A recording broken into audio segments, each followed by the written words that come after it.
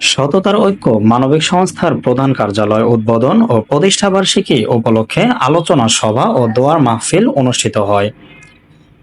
শুক্রবার দুপুর ৩টার দিকে গাজীপুর সিটি কর্পোরেশনের গাছা এলাকার এমটি সোয়েটার্স মিলনায়তন কক্ষে সততার ঐক্য মানবিক সংস্থার প্রধান কার্যালয় উদ্বোধন ও প্রতিষ্ঠাবার্ষিকী উদযাপন অনুষ্ঠিত হয়।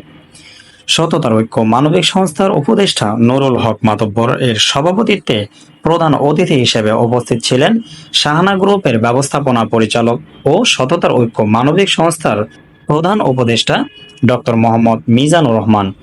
বিশেষ অতিথি হিসেবে উপস্থিত ছিলেন শাহানা গ্রুপের চেয়ারম্যান ও সততার ঐক্য মানবিক সংস্থার উপদেষ্টা ডক্টর ফাতেমা রহমান। সততার ঐক্য মানবিক সংস্থার উপদেষ্টা ও শাহানা গ্রুপের সিএও এম এ মালিক, সততার ঐক্য মানবিক সংস্থার উপদেষ্টা ও শাহানা গ্রুপের সিওও জাহিদ চৌধুরী।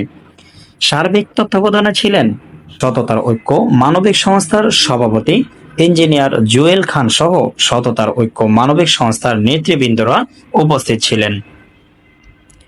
শাহানা গ্রুপের ব্যবস্থাপনা পরিচালক ও সততার ঐক্য মানবিক সংস্থার প্রধান উপদেষ্টা ডক্টর মোহাম্মদ মিজানুর রহমান বলেন, আত্মত্যাগের সুবাস আমাদের সবাইকে ছড়িয়ে মানবতার সেবায় নিজেদেরকে নিয়োজিত হইতে হবে।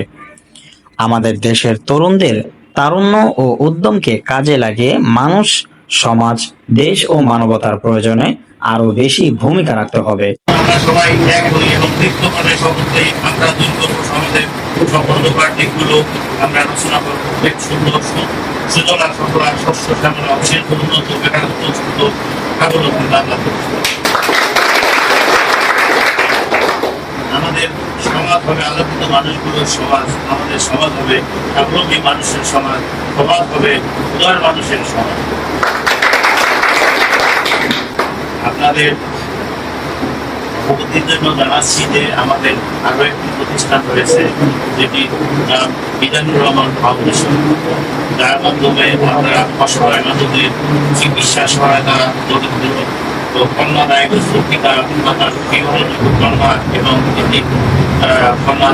কন্যাদের বিবাহ ব্যবস্থা ও মৃত ব্যক্তি দাফন কাফনের ব্যবস্থা করিয়া কখনো কারো এমন সহায়তার প্রয়োজন হয় তবে আমাদের পোশাক শাখার সাথে যোগাযোগ করার পরামর্শ। কেক কাটার মধ্য দিয়ে অনুষ্ঠান সমাপ্ত ঘোষণা করা হয়।